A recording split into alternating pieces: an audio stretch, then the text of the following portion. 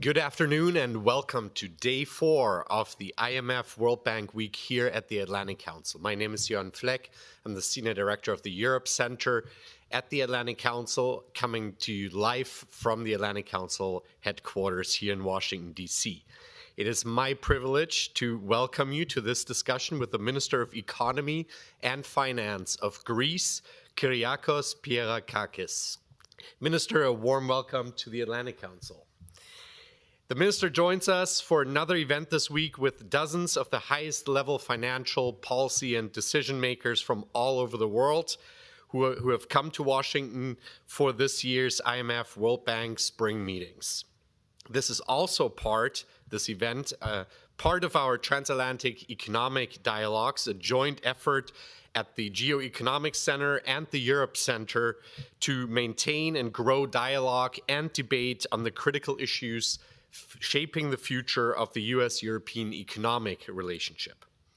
Front and center in discussions and events at this year's spring meetings have clearly been the Trump administration's tariff announcements, trade policy, and their impact on the global economy. Trade decisions announced these last few weeks will have lasting implications for years to come for some of the United States' closest allies and trading partners, Greece included. In our conversation with Minister Pierrakakis, we will of course discuss the perspective from Athens on the global economic outlook and the trade policy front. But beyond the global uncertainty, we will also explore Greece's comeback and economic success story in recent years after a decade of difficult years, which has included the upgrading of Greece's credit rating and the news that Athens is well ahead of schedule on debt repayments, together with impressive economic growth of over 2% in recent years, including in the IMF's growth projections released earlier this week. So we have lots to discuss with the minister who became the country's economy and finance minister earlier this year, and brings a rich experience of government service to his current post. He previously served as the Minister of Education, Religious Affairs, and Sports, and prior to that as the Minister of Digital Governance, where he led a widely acknowledged, impressive transformation effort of Greek public digital services and the digital sector. He's also no stranger to the United States, having completed his graduate studies at Harvard and MIT. Mr. Minister, thank you for joining us, and I look forward to the conversation with my colleague Josh Lipsky, the Chair of International Economics here at the Atlantic Council and the Senior Director of our Geoeconomic Center, which leads the Council's extensive IMF and World Bank Week programming. Josh, over to you for the conversation. Jörn, thank you, and thanks to all of our colleagues at the Europe Center for the partnership across this week and always at the Atlantic Council. Honored to partner with you and your incredible team. Minister, welcome to the Atlantic Council. Welcome to Washington. I'm delighted to be here. Thank you so much. So we're going to jump right in. We have 25 minutes and a lot to cover. Let's start with Greece's economic outlook. Jörn talked about the relatively positive numbers we saw in the WEO, especially as you compare to other countries in the Eurozone. Certainly the success story if we think of where Greece has come over the past decade. But I'm curious to hear, one, how we got here, but also equally important, where you see things going forward structurally within Greece and also the headwinds Europe is facing more broadly. First of all, echoing what you just said, I mean, if we think about the trajectory, thinking about Greece 15 years ago, for instance, actually it was 15 years ago to the day yesterday that we signed our first memorandum, our first bailout package with the IMF and the European partners. And it was quite, I would say, symbolic having the Greek Minister of Finance 15 years later participating in an IMF panel called Success Stories, Pathways to Success. This showcases the strength of the Greek people, the willpower of the Greek people. The harshness of the measures and the harshness of the policies that we had to implement was significant. It should be underlined. But now, after many years of prudent fiscal policy, you mentioned what got us here. I would say, having a very prudent policy on fiscal matters, which gets you to a primary fiscal surplus of 4.8%, as announced a couple of days ago, a headline surplus of 1.3%, a de-escalation of our national debt by 60% in the last years, post-COVID bailouts, and a growth rate of 2.3%, which is more than double that of the EU average, overall showcase this fiscal strength. Together, vis-a-vis our banking system, during the Greek crisis, our banks had 40% non-performing loans. Now it's less than 5%, less than 4%. And of course, a spectrum of significant reforms happening horizontally throughout the economy since 2019, since the election of Kyriakos Mitsotakis. I think that those reforms have enabled us to unleash our growth potential to a very large extent. To answer the second part of your question, we should double down, triple down on those reforms, which I would say should have a duality, a dual nature. On the one hand, unleash pockets of growth. As it was mentioned before, I used to be the digital minister and the education minister. I will just cite two examples of how you can unleash pockets of growth. Vis-a-vis education, we were amongst the few, actually the two countries in the world, which prohibited the foundation of private universities. It's very idiosyncratic why we did that, but it had been the case in Greece since the 60s. We passed a law last year which allows for the foundations of chapters of foreign universities in Greece. There was a Deloitte study which was released a couple of days ago, which maps the economic impact of that policy. It will start from 0.6% in the first year, annual impact on our GDP. It can go up to 1.7% over a decade. We have a huge Greek academic diaspora. We can bring foreign students in Greece. We can bring Greek students who study abroad, enable them to stay at home.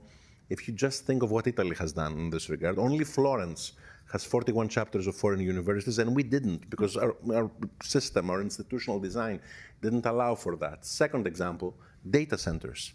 In 2019, when we took office, Greece was in, I think, the so-called 301 list of the US Secretary of Trade. That list being a list that you don't want to participate at. Using that list quite frequently. Not only did we exit that list with, again, prudent policies, obtaining licenses for our software was the prudent policy in this regard, but at the same time we spoke with the hyperscalers, with Microsoft, Amazon, and Google, and we created a policy of public cloud first in our public sector. And this new law acted as a signal to enable US investment in Greece and have all three hyperscalers develop their data centers in Southeastern Europe within Greece. So on the one hand, we should do that, focus on pockets of growth. On the other hand, cut red tape.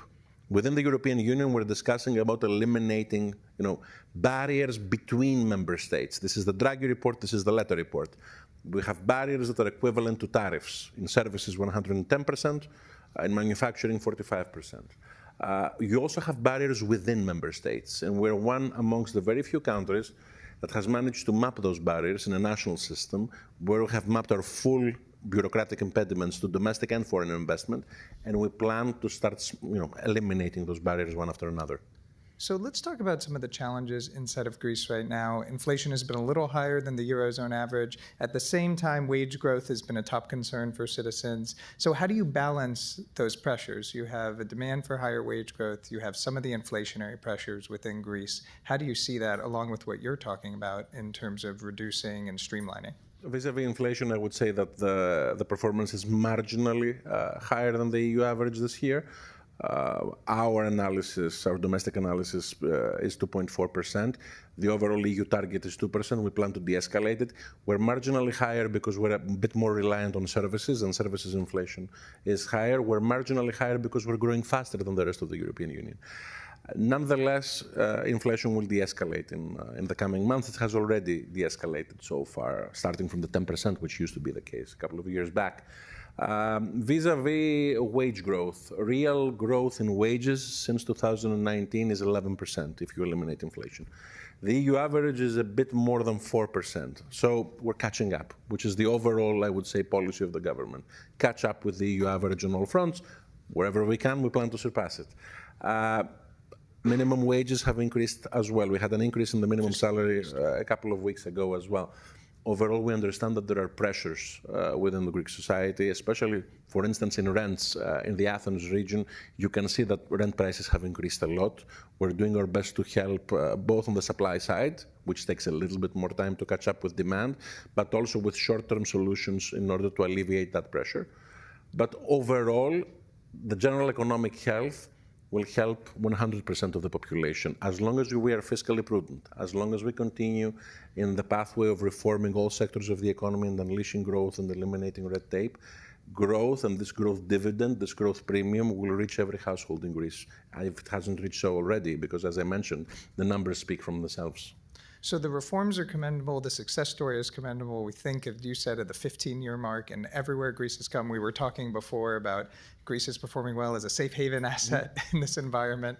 But how does this be sustainable over the long term? You've seen a lot of success, but how do you enshrine some of this structurally to make sure it doesn't get reversed in the future or there's not backsliding? Look, if we speak about the fiscal side of things, being fiscally prudent in Greece, generationally speaking, I would say it's more than a policy. After a lost decade, it's a regime. It becomes ingrained in the public psyche. And it is ingrained, and you can see that from our electoral performance. We as a government have been elected on the basis of stabilizing the economy, stabilizing the country, and unleashing growth for every household. And you can see even in our polling that the Greek population has metabolized the lessons of the crisis. It's part of our collective DNA that we shouldn't be repeating that. Plus, with regards to my generation, I would say, bluntly, we don't plan to pass the bill to the next generation as the previous generations did to ours, if you look at recent Greek history, and especially the Greek 20th century. So overall, we will continue to be fiscally prudent. This is point number one. And point number two, unless you create positive tailwinds, you cannot counter the negative headwinds. And this is what we want to do right now vis-a-vis the whole global economic debate, which is, I would say, the overall topic of discussion in the IMF and World Bank meetings this week. Well, that's exactly what I wanted to go to next. Tell me your impressions so far. Have you met with any Trump administration officials? And how do you see the headwinds coming on trade wars for the EU more broadly? And how is it going to affect Greece? My only meeting so far was with Michael Kratsios, who is the head of the Office of Science and Technology Policy. And the discussion was primarily on technological issues, which is part of the investment generation that we want to achieve. Just to add a point on this, because my understanding is that we're going to speak about investments as well. Greece plans to pass legislation similar to the one that you have in the United States, CFIUS. So basically, we will do foreign investment screening from a national security standpoint in Greece as well. Our Ministry of Foreign Affairs has started developing such regulations and legislation. This is critical for any technological debate, and technology is a critical factor for economic growth and economic success. Now, vis-a-vis tariffs, which is, I would say, the overall debate, which we are literally or tacitly having both at the Eurogroup and here at the IMF meetings, I would say, we believe in free trade. We're a free trading nation. We participate in the European Union, which, our acumen is a free trade acumen. And in this regard, we hope to have a negotiation which will produce the best possible result for both sides, both for the European Union and for the United States. We ideally want to have a zero tariff world, and especially a zero tariff world between allies. And this is what we should be working towards. Now, vis-a-vis Greece's exposure, I would say, should we have an elevated tariff environment on behalf of the United States? The first order effects for Greece are limited. 5% of our exports are channeled to the United States economy. It's primarily agricultural products, olives, olive oil. It's cement, it's aluminum. It's 1% of our GDP. The first order effects are limited. The second order effects worry us, as they worry every country in the world. A potential American recession, a potential European recession, obviously touches us and touches every country significantly. Literally, some countries are islands. Metaphorically, no country is an island. And in this regard, this is something that we should try to focus on.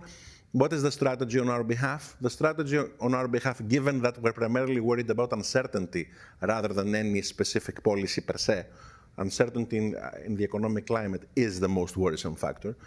We should double down on our policy of positive tailwinds, more reforms, eliminating more red tape, doubling down on the strategy of fiscal prudence, and reforming our economy.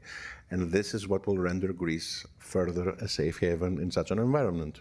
Do you have a view on how the EU more broadly should think about retaliation or negotiation with the administration? We've seen this situation where there was the 20% reciprocal tariffs, The retaliatory package was announced, but right at the same time, President Trump brought it back down to 10%. But obviously, we're only paused right now, and we come back to this issue in July. I mean, our official position, as described by the Prime Minister, by Kyriakos Mitsotakis himself, both on media discussions and in international fora, is that we should have, as I mentioned, a negotiation which will lead to a zero-tariff environment.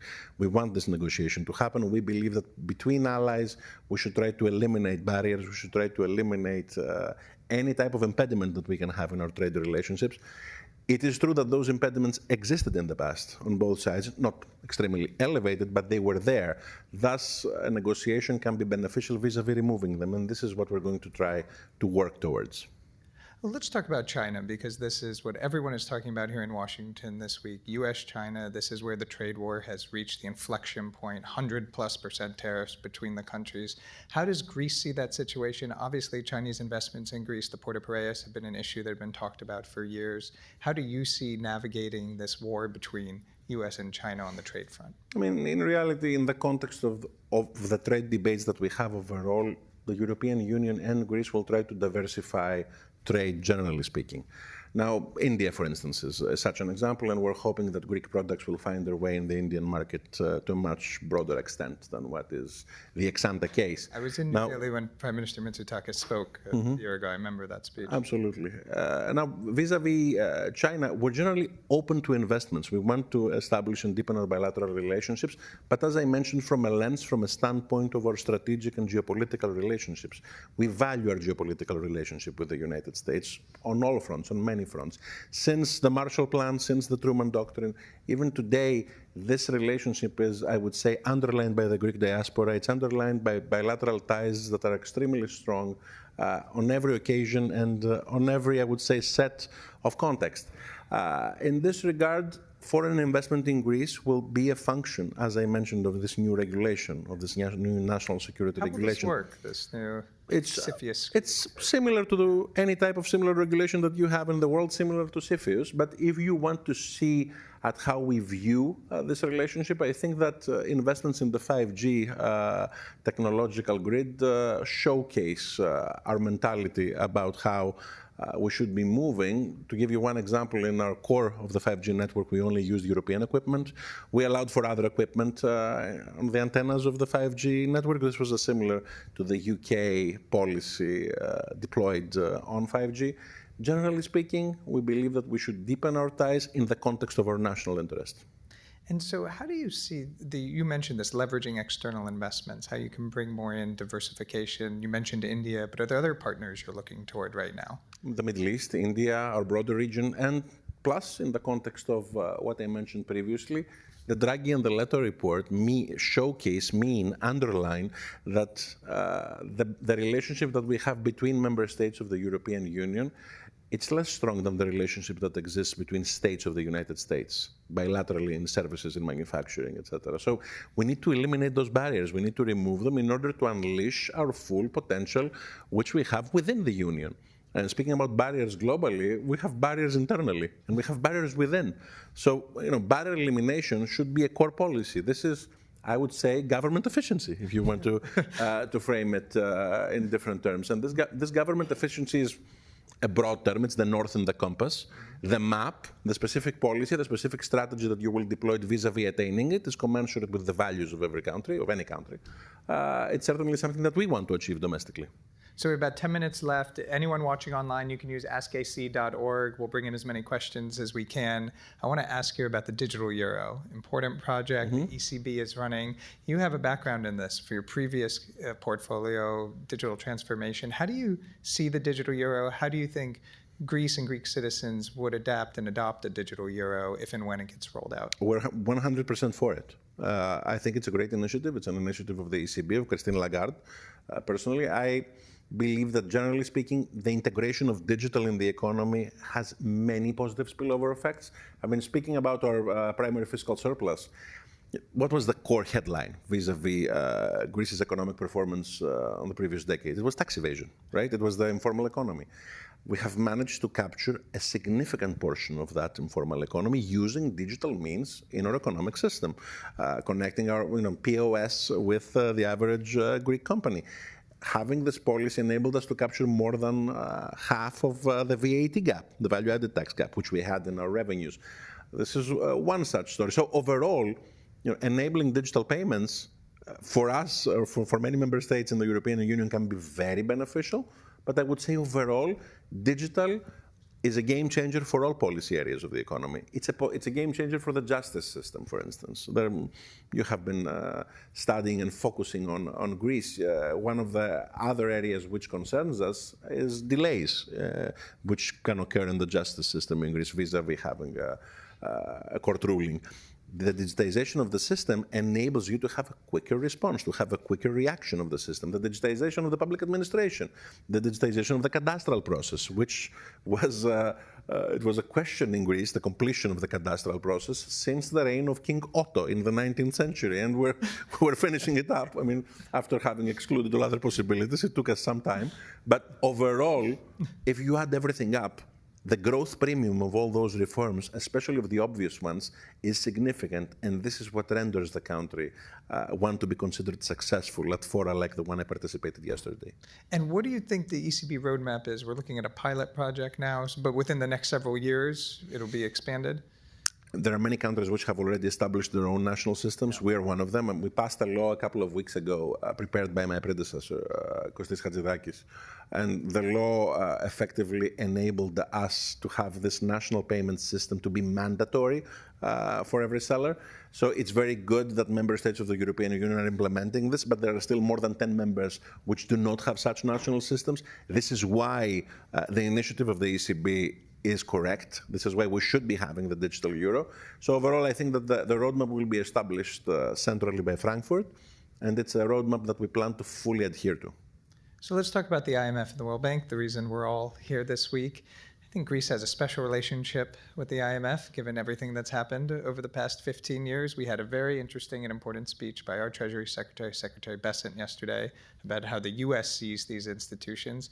What do you see as the value of the IMF and the World Bank and the Bretton Woods institutions writ large? To be fully blunt, the trajectory of our relationship with the IMF followed the trajectory of the Greek financial crisis. There were times where that relationship was extremely difficult.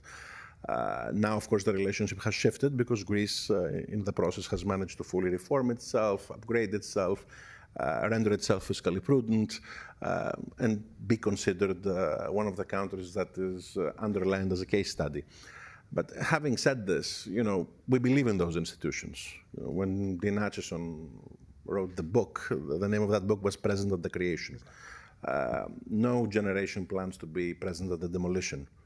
We plan to be present at the evolution, though, because it's like the famous Lampedusa book, the Leopard. For things to remain the same, things need to be continuously shifting. Thus, we need to continuously integrate reforms, change the nature of those organizations, to continue to serve the same purpose. What is the core purpose of the IMF? It's the lender of the last resort, or the lender of the last resort. It should remain so. The way, though, this is structured should evolve. And if you look at the IMF's presence in Greece through the 3 bailout packages, the evolution was present from the first package to the third package. There were problems with some of the policies that were implemented originally, but those policies in the process changed. The stance of the IMF changed. In the second bailout package, we managed to restructure our debt, which we should have perhaps done by the first package. Generally speaking, when we think of reforms, I think that we should be cognizant of the fact that reforms, if I were to make a metaphor, have a transplant nature. You need to have donor-receiver compatibility. You should think in terms of ends, not in terms of means. You should be achieving fiscal prudence, but the mechanism, the roadmap, needs to be context-related, needs to be context-relevant. And the context is political, the context is historical, the context is socioeconomic. And in this regard, we should be keeping the means as strategic, but we should be quite flexible vis-a-vis the ends. So do you agree with this assessment? The inverse of what I said. Yeah, I understood what you said. This back to basics, this message from the U.S., which not just the Trump administration, the Biden administration also said, at least for the IMF, that it's gone, I think, as Secretary Bessent. What I would say here is that I think we should all participate in a multilateral fashion vis-a-vis the role of the IMF and how it should be evolving. and we should plan to be on the table and discuss with one another what types of policies and what types of presence we expect the IMF to have. I don't believe that this should be a discussion made ex ante. It should be a participatory discussion happening on the table, and we plan to participate on this discussion. So give us a sense, it's your first meetings as finance minister, you're new in the role. How have you found everything so far, with the conversations you're having inside the rooms, and the outlook? I think it's important for people to understand the mood coming into these meetings. I mean, overall, the message that I want to convey in my new capacity is that Greece is back. It's the same message that the Prime Minister is echoing. And, putting our performance into context showcases that. I've had many interesting meetings with my colleagues, other ministers of finance, international institutions, investors. Generally speaking, we want to signal that Greece is a very interesting place to invest. It's a very interesting place to study. And we hope that we can continue and sustain the policies that have led us here, because we believe that the dividends of growth that we can have, even in challenging environments, even in challenging times, can be even more important, can be even more significant. So I have just over 3 minutes left. I'll try to get 2 questions in quickly if I can. One, your view on capital markets union, integration within the Eurozone, the projects which we seem to finally see have some traction, long talked about, but feels like a new energy behind them. Is that how you see it? Absolutely. I mean, we're all for it. Banking union, savings union, investment union. Generally speaking, the capital markets union is something that we need to achieve. Overall, the theories of EU political integration, neo-functionalism, what do they posit? That the European Union metabolizes crisis in order to deepen itself. Ideally, we should be anticipatory in terms of how we think, in terms of institutional design. But nonetheless, once you have a crisis, you should integrate the lessons of that crisis in the maximum anticipatory manner possible. Right now, I don't think that we have the luxury not to further integrate. This is exactly the point of Draghi and Letta, and this is exactly what we should be trying to achieve in the coming weeks, not even in the coming years or in the coming months. And do you think it's realistic? I think it's possible. Realistic or not, I think we will find it ex post. But and since something is more than possible, it's probable, then it's realistic to say that it can be achieved if the political will is on the table. And it's, to my view, to our view, the political will is on the table right now. And that's in the conversations you're having with your colleagues, the other finance ministers. Do you feel a difference? It was part, I would say, of our last meetings as well in Warsaw. It's part of our overall view of how we should be treating the current situation. Positive tailwinds against the negative headwinds. So, final question for you. We invite you back in October. We hope we have an upgrade to all forecasts, as we always say when we invite the ministers back. What do you want to see happen with Inside Greece over the next 6 months as we go through this process to get an even positive trajectory, given the headwinds we talked about? Positive movement, reforms, macro reforms and micro reforms, things changing on a weekly and on a daily basis. And believe it or not, I mean, this was my experience in my previous capacity as digital minister as well. The value of eliminating a barrier every day, the value of a new policy every single day, and the value of reforms happening, which were there, discussed for decades, but happening with a very strong pace, with stride, is something that the Greek population much appreciates. And it's something which is, to quote a term that you used previously, absolutely realistic to achieve. We'll leave it on that note. Minister, thank you for being with us. We wish you good luck at the meetings. I know you're headed over to the IMF after this. We welcome you back to Washington anytime. Thank you, everyone, for being with us. We have a series of special events the rest of the day. We have Spain's finance minister coming up within an hour and a half, so stay tuned to all the events. Atlantic Council IMF World Bank Week. You can find the agenda on our website. We wish everyone a pleasant rest of the day.